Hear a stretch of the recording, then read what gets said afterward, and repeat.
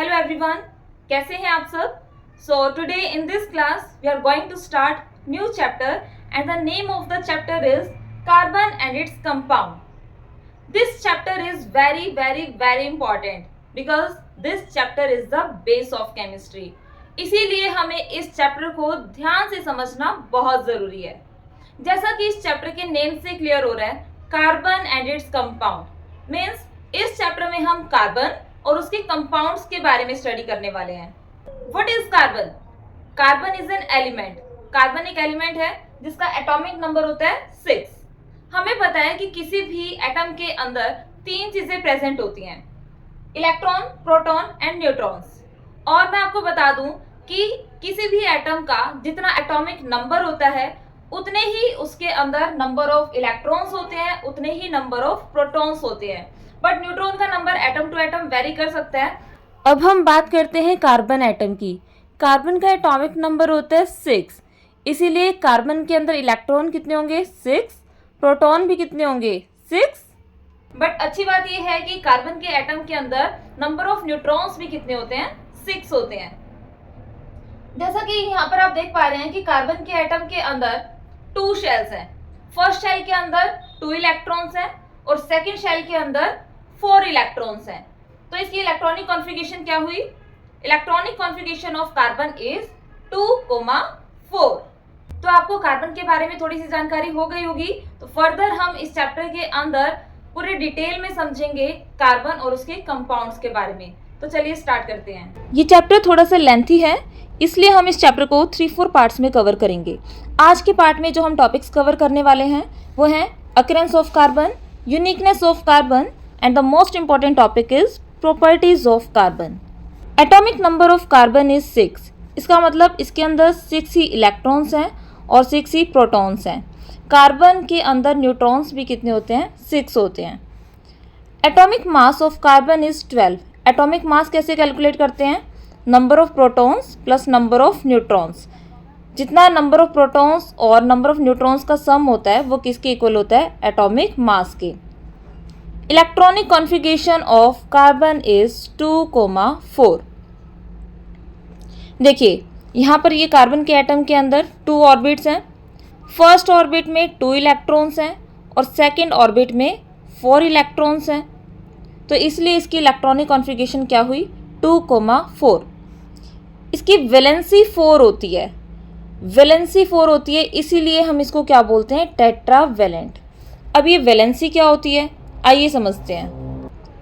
Valence electron का मतलब क्या होता है कि लास्ट ऑर्बिट में, लास्ट वाले ऑर्बिट में जितने भी इलेक्ट्रॉन प्रेजेंट होते हैं उन्हें हम क्या बोलते हैं? वैलेंस इलेक्ट्रॉन बोलते हैं. जैसे कार्बन के एटम के लास्ट वाले शेल में कितने इलेक्ट्रॉन्स हैं? 4 इलेक्ट्रॉन्स हैं. तो इसीलिए कार्बन के पास वैलेंस इलेक्ट्रॉन कितने हैं? 4. Next term is valency. Valency क्या होती है? द एबिलिटी टू लूज और गेन इलेक्ट्रॉन. मतलब कोई भी एटम अपनी ऑक्टेट कंप्लीट करने के लिए, मीन्स ऑक्टेट का मतलब क्या है? अपनी लास्ट वाली शेल में 8 इलेक्ट्रॉन्स कंप्लीट करने के लिए कितने इलेक्ट्रॉन गेन कर सकता है या फिर लूज कर सकता है, उसको हम क्या बोलते हैं? वैलेंसी. अब देखिए कार्बन के पास वैलेंस इलेक्ट्रॉन कितने हैं? वैलेंस इलेक्ट्रॉन मतलब लास्ट ऑर्बिट में कितने इलेक्ट्रॉन हैं? 4 इलेक्ट्रॉन्स हैं. अब कार्बन को अपने लास्ट ऑर्बिट में 8 इलेक्ट्रॉन्स लाने के लिए, मतलब अपनी ऑक्टेट कंप्लीट करने के लिए कितने इलेक्ट्रॉन्स की ज़रूरत है? 4 इलेक्ट्रॉन्स की ज़रूरत है. इसीलिए हम इसे क्या बोलेंगे? कार्बन की वैलेंसी क्या है? 4. मतलब कितने इलेक्ट्रॉन्स की उसको ज़रूरत है अपनी ऑक्टेट कंप्लीट करने के लिए, उसको हम क्या बोलते हैं? वैलेंसी.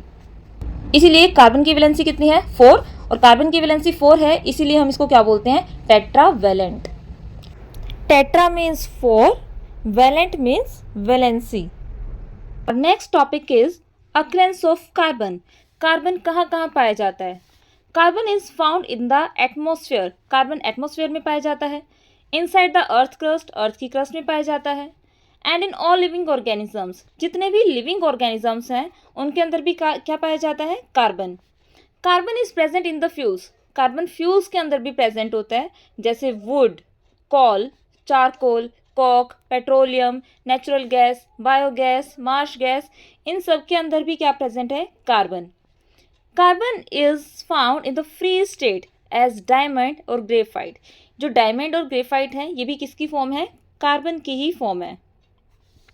कार्बन एक बहुत यूनिक एलिमेंट है, इसलिए हम इसको अलग से स्टडी कर रहे हैं। कार्बन यूनिक क्यों है? Because it can form huge number of compounds. Carbon जो है अकेला ही इतने सारे नंबर ऑफ कंपाउंड्स बनाता है, इनफाइनाइट, जितने कि अदर एलिमेंट्स नहीं बना सकते। Number of all carbon compound is greater than all non carbon compound. जितने भी कार्बन के कंपाउंड्स हैं, मतलब जिनमें कार्बन प्रेजेंट है और जिनमें कार्बन प्रेजेंट नहीं है, अगर हम उनका कंपैरिजन करते हैं तो कार्बन के जो कंपाउंड्स हैं उनका नंबर बहुत ज़्यादा है as compare to non carbon compounds. So organic chemistry is studied as a separate branch of chemistry. इसलिए जो ऑर्गेनिक केमिस्ट्री है उसमें हम किसके बारे में पढ़ते हैं? कार्बन के कंपाउंड्स के बारे में पढ़ते हैं और उसको एक अलग ही केमिस्ट्री के रूप में पढ़ते हैं, जिसको हम बोलते हैं ऑर्गेनिक केमिस्ट्री। देखिए, अभी हमने समझा कि जो कार्बन है वो बहुत ही यूनिक है। अब इस यूनिकनेस के पीछे क्या रीज़न है? उसके लिए कार्बन की 4 प्रॉपर्टीज़ हैं जिसकी वजह से कार्बन क्या है? बहुत ही यूनिक है। First property is catenation, second tetracovalency, third polymerisation and fourth is isomerism. These properties are very important. इन प्रॉपर्टीज़ को हमने बहुत ही ध्यान से समझना है। चलिए सबसे पहले हम समझते हैं टेट्राकोवेलेंसी के बारे में। देखिए, कंपाउंड्स 2 तरीके से फॉर्म होते हैं। एक होते हैं बाय ट्रांसफर ऑफ इलेक्ट्रॉन और एक कंपाउंड्स फॉर्म होते हैं बाय शेयरिंग ऑफ इलेक्ट्रॉन। जैसे हम एक एग्जांपल से समझते हैं, हमारे पास है NaCl। NaCl में सोडियम का एटॉमिक नंबर होता है 11 और क्लोरीन का एटॉमिक नंबर होता है 17।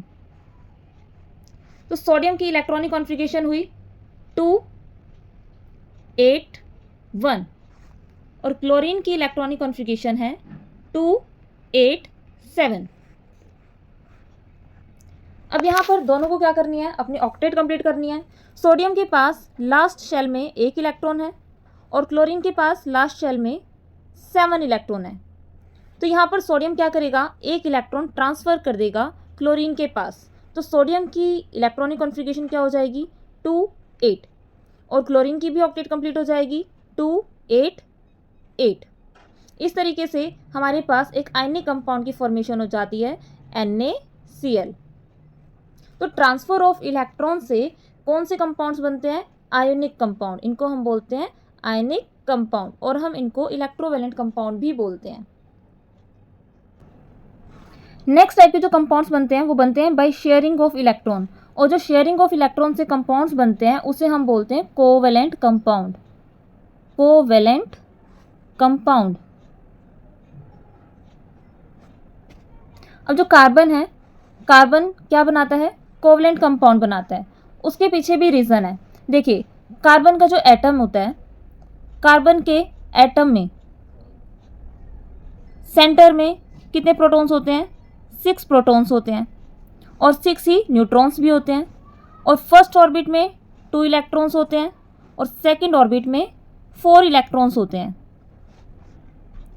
अब कार्बन को अपनी ऑक्टेट कंप्लीट करने के लिए या तो 4 इलेक्ट्रॉन्स को लूज करना पड़ेगा या फिर 4 इलेक्ट्रॉन्स को गेन करना पड़ेगा। अब अगर कार्बन 4 इलेक्ट्रॉन्स को गेन करता है, अगर कार्बन 4 इलेक्ट्रॉन्स को गेन करता है तो उसके पास टोटल कितने इलेक्ट्रॉन्स हो जाएंगे? 2 ये, 4 सेकेंड ऑर्बिट वाले और 4 इलेक्ट्रॉन और प्लस कर देते हैं। 2 + 4 + 4 टोटल इलेक्ट्रॉन हो गए 10 इलेक्ट्रॉन्स। और प्रोटॉन्स कितने हैं? 6 प्रोटॉन्स हैं। अब 6 प्रोटॉन्स के लिए 10 इलेक्ट्रॉन्स को होल्ड करना बहुत ही डिफ़िकल्ट है। 6 प्रोटॉन्स 10 इलेक्ट्रॉन्स को होल्ड नहीं कर सकते, इसीलिए जो कार्बन है वो 4 इलेक्ट्रॉन्स गेन नहीं कर सकता। अगर हम बात करें इलेक्ट्रॉन्स को लूज़ करने की, 4 इलेक्ट्रॉन्स अगर कार्बन लूज़ करता है तो उससे पहले वाली शेल में कितने इलेक्ट्रॉन्स रह जाएंगे? 2 इलेक्ट्रॉन्स रह जाएंगे। डुप्लेट तो कंप्लीट हो जाएगी, बट इन 4 इलेक्ट्रॉन्स को लूज़ करना इतना सिंपल नहीं है। उसके लिए बहुत ज़्यादा एनर्जी की रिक्वायरमेंट होती है और इतनी एनर्जी कार्बन के पास नहीं होती। इसीलिए कार्बन जो है ना तो इलेक्ट्रॉन को लूज़ करता है ना ही इलेक्ट्रॉन को गेन करता है। उसके पास एक ही ऑप्शन रह जाता है, क्या ऑप्शन रह जाता है? शेयरिंग। वो इलेक्ट्रॉन्स की क्या करता है? शेयरिंग कर लेता है और फिर क्या फॉर्म करता है? Covalent compound. तो ये थी टेट्रा कोवेलेंसी। टेट्रा मीन्स 4 और covalency means it can form only covalent compound, that is it can form compounds only by sharing electrons. Next property is catenation. Catenation is the property by which a carbon atom can bond with any number of other carbon atom to form straight chain, branch chain and rings of various sizes. Catenation को हम self linking property of carbon भी बोलते हैं। इसमें क्या होता है कि जो एक कार्बन है वो दूसरे कार्बन एटम के साथ मिलकर एक लॉन्ग स्ट्रेट चेन भी बना सकते हैं, वो ब्रांच चेन भी बना सकते हैं। मीन्स जो कार्बन है वो स्ट्रेट के साथ साथ वो बीच में ब्रांच भी बना सकते हैं और क्या बना सकते हैं? रिंग्स भी बना सकते हैं। ये जो रिंग आपको दिख रही है इसको साइक्लोहेक्सेन बोलते हैं। यहाँ भी कार्बन प्रेजेंट है, यहाँ भी कार्बन प्रेजेंट है, यहाँ भी, यहाँ भी, यहाँ भी, यहाँ भी। तो इन्होंने आपस में बॉन्ड बनाकर एक रिंग स्ट्रक्चर बना लिया है। इस प्रॉपर्टी को हम बोलते हैं catenation. Next property is isomerism. Isomerism को समझने से पहले हमें पता होना चाहिए आइसोमर्स किसे बोलते हैं। आइसोमर्स ऐसे कंपाउंड्स होते हैं जिनका मॉलिक्यूलर फॉर्मूला तो सेम होता है बट जो उनकी केमिकल स्ट्रक्चर होती है वो डिफरेंट होती है। जैसे हमारे पास यहाँ पर ब्यूटेन के आइसोमर्स हैं। ब्यूटेन के आइसोमर्स में यहाँ पर आप देख पा रहे हैं कि यहाँ पर 4 कार्बन है, 1 2 3 4। इसका जो मॉलिक्यूलर फॉर्मूला है वो क्या है? C4H10। सिमिलरली यहाँ पर देखते हैं कितने कार्बन है? 1 2 3 4। यहाँ भी 4 कार्बन है बट इनकी अरेंजमेंट क्या है? अरेंजमेंट डिफरेंट है, इनकी स्ट्रक्चर डिफरेंट है। 4 कार्बन है और हाइड्रोजन कितने हैं? 1 2 3 4 5 6 7 8 9 10। 10 कार्बन है तो इसका भी मॉलिक्यूलर फॉर्मूला क्या है? C4H10। तो ऐसे कंपाउंड जिनका मॉलिक्यूलर फॉर्मूला तो सेम है बट स्ट्रक्चर क्या है? डिफरेंट है। इस टाइप के आइसोमर्स को हम क्या बोलते हैं? इस प्रॉपर्टी को हम क्या बोलते हैं? Isomerism. Last property is polymerization. Polymerization एक केमिकल प्रोसेस है जिसमें बहुत सारे मोनोमर्स आपस में जुड़कर एक नए कंपाउंड की फॉर्मेशन करते हैं, that is polymer. For example हमारे पास यहाँ पर एक मोनोमर है इथीन। अब इथीन, बहुत सारे इथीन आपस में मिलकर एक रिएक्शन करते हैं और रिएक्शन के बाद एक न्यू कंपाउंड की फॉर्मेशन होती है और उसे हम बोलते हैं पॉलीथीन। तो बहुत सारे मोनोमर्स की यूनिट थी इथीन और उन्होंने मिलकर क्या बनाया? पॉलीथीन। और ये किस प्रोसेस के थ्रू हुआ? पॉलीमराइजेशन। इस प्रोसेस को हम क्या बोलते हैं? पॉलीमराइजेशन।